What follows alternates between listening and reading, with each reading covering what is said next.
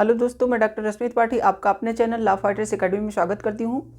दोस्तों, आज के सेशन में मैं आपको जो केस लेके आई हूँ वो इस तरह का केस है जिसमें हमको ये जानकारी मिलेगी कि मान लीजिए कोई पर्सन ऐसा हो जिसने बिल के लिए अपना केस कोर्ट में फाइल किया हो बिल मिलने के लिए, और वो केस में अपने जो कोर्ट में पेशी है उसमें वो पहुंच ना पाए, तो क्या उसे इस आधार पे बिल मिलेगा या बिल नहीं मिलेगा, क्योंकि वो कोर्ट में खुद पहुंच नहीं पाता है। और इसके साथ ही साथ एक बात हम लोग और जानेंगे कि मान लीजिए किसी पर्सन को पहले से बिल मिला हुआ है और पेशी के दौरान वो कोर्ट में तब उपस्थित नहीं हो पाता है, तो उस सिचुएशन में उसके साथ क्या हो सकता है। तो आज हम एक केस के माध्यम से ये दो बातें अपने सेशन में समझेंगे। तो चलिए हम लोग अपना केस स्टार्ट करते हैं। जैसा कि जो ये एक केस है, वो एक जो व्यक्ति थे, पर्सन थे, वो क्या करते हैं कि अपने बिल के लिए कलकत्ता हाई कोर्ट में इन्होंने अपना आवेदन किया था। तो कलकत्ता हाई कोर्ट ने जब इनका बिल का जिस दिन सुनवाई था बिल देने के लिए, उस दिन ये कोर्ट में नहीं पहुंच पाए थे। तो इस कारण कलकत्ता हाई कोर्ट जो थी इनके ऊपर नाराज़ हो गई और उन्होंने बिल देने से मना किया ही, और साथ ही साथ ट्रायल कोर्ट को यह आदेश दिया कि इनकी गिरफ्तारी का वारंट जारी कर दिया जाए। और जो कलकत्ता हाई कोर्ट थी, उनका कहना था ये बहुत ही गैर जिम्मेदार व्यक्ति है, इसको हम बिल नहीं दे सकते। और इसके साथ ही साथ उन्होंने कहा कि ये तो स्वयं नहीं पहुंचा और इसका वकील भी नहीं पहुंचा, यानी कि जो ये पर्सन थे, जो व्यक्ति थे, ये तो स्वयं कोर्ट में नहीं पहुंचे थे, उसके साथ ही साथ इनके जो वकील थे वो भी नहीं पहुंचे थे। तो इनका ये कहना था, तो इस आधार पे कलकत्ता हाई कोर्ट ने इनके जो जमानत याचिका थी उसको खारिज कर दिया और ट्रायल कोर्ट को यह आदेश दिया कि अब इन्हें गिरफ्तार कर लिया जाए। तो ये था इनका मामला। तो ये अपना अपील लेकर के यही सुप्रीम कोर्ट में गए। तो यहाँ पे इन्होंने जो कलकत्ता हाई कोर्ट के सामने ये बात रखी थी, इनके न पहुँचने का कारण रख ही नहीं पाए, उसके पहले ही इनकी सब कुछ जो बातें थी वो खारिज कर दी गई थी और इन्हें वारंट जारी कर दिया गया था ट्रायल कोर्ट की तरफ से। तब इन्होंने जब अपनी याचिका सुप्रीम कोर्ट में ये ले गए, तब सुप्रीम कोर्ट ने सब बातों को पहले समझा और जाना। तो सुप्रीम कोर्ट ने इनसे पूछा कि आप क्यों नहीं पहुँचे, जब आपकी बिल की जिस दिन पेशी थी बिल के लिए, आप उस दिन क्यों नहीं पहुँचे और आपके वकील साहब क्यों नहीं पहुँचे।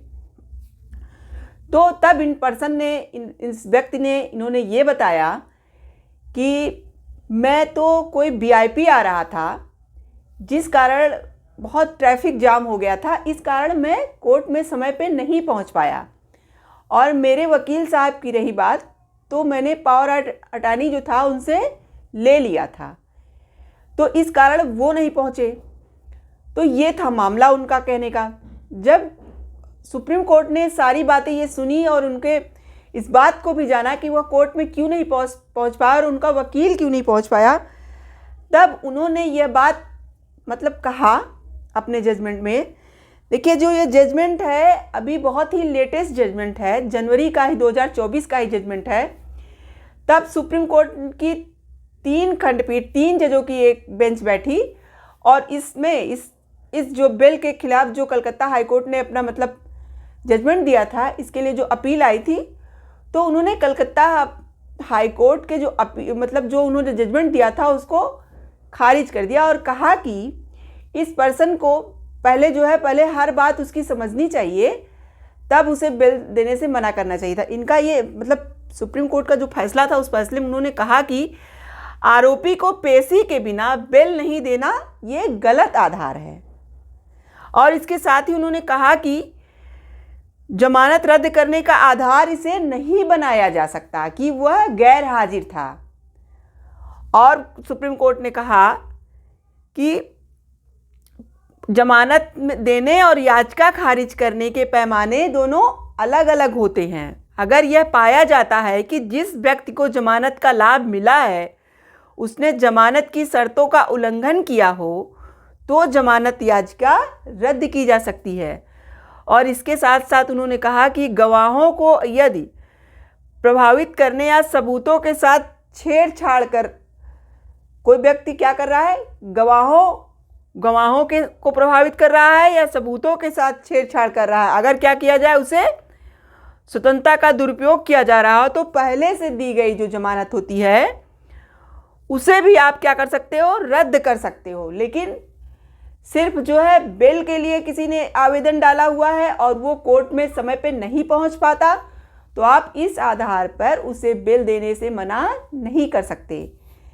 तो सुप्रीम कोर्ट के अपने जजमेंट में यही बात बताई और कहा कि अगर कोई व्यक्ति किसी कारणवश, और इनका जो इन्होंने कारण बताया वो भी लॉजिक जो कारण था वो एकदम सही कारण था भाई, वो झूठ नहीं बोला था। उसका यही कहना था कि उस दिन इस कारण से मैं नहीं पहुंच पाया और मैंने आने की कोशिश किया था, फिर भी कलकत्ता हाई कोर्ट हमसे नाराज़ हो गई थी और उसने मेरे खिलाफ फैसला दे दिया।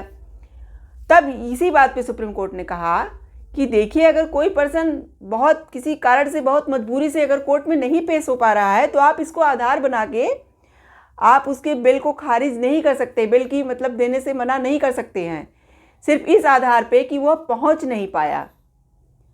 और उन्होंने उसके साथ साथ ये बात भी बताई लोगों को कि अगर कोई पर्सन बिल पा गया है, पहले से स्वतंत्र हो गया है, तो अपनी स्वतंत्रता का मिसयूज़ ना करे।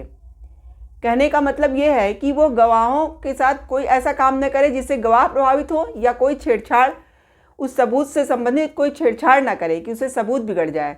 अगर वो ऐसा करता है तब जो है सुप्रीम कोर्ट का कहना था कि वहाँ पे आप जमानत जिसको दे दिए उस जमानत को आप रद्द कर सकते हो।